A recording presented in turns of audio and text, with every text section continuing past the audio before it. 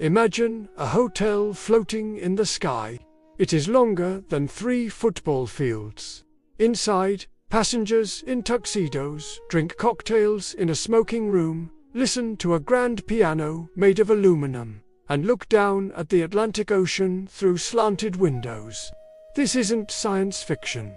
This was 1937.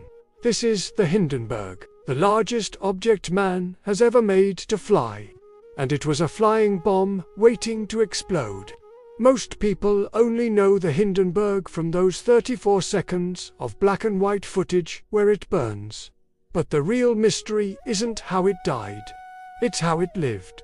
Designed by the Zeppelin Company in Germany, it was the pinnacle of the old money aesthetic. It was built to prove that the Third Reich was the master of the skies.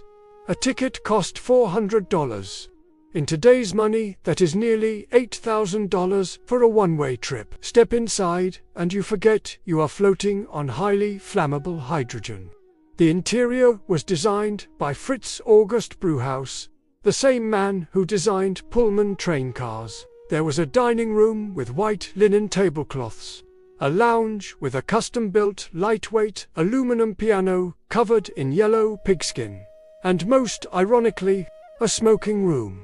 Yes, on a ship filled with 7 million cubic feet of explosive gas, there was a room for smoking cigars. It had a double-door airlock, and was kept at higher pressure so no hydrogen could leak in.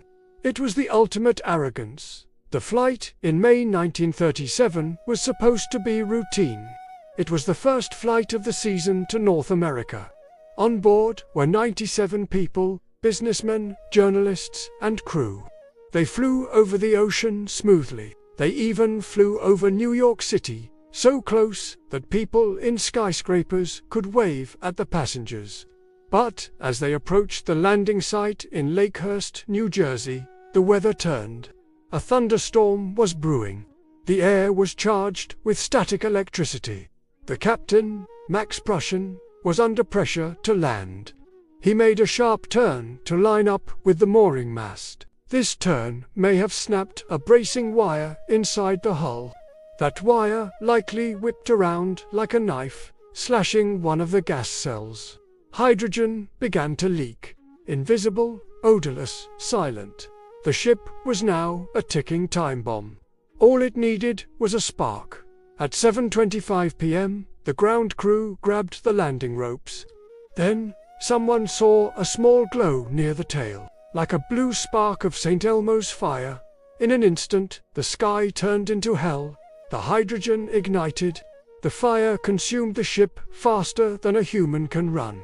The entire 800-foot structure was incinerated in just 34 seconds.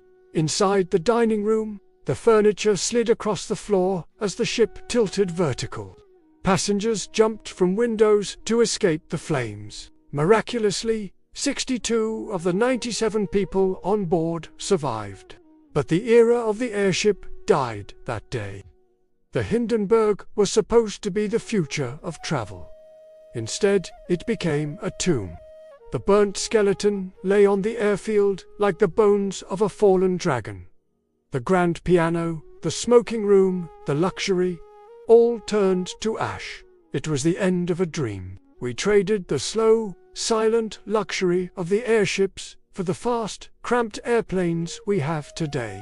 Sometimes I wonder, if it hadn't burned, would we still be cruising through the clouds in floating hotels?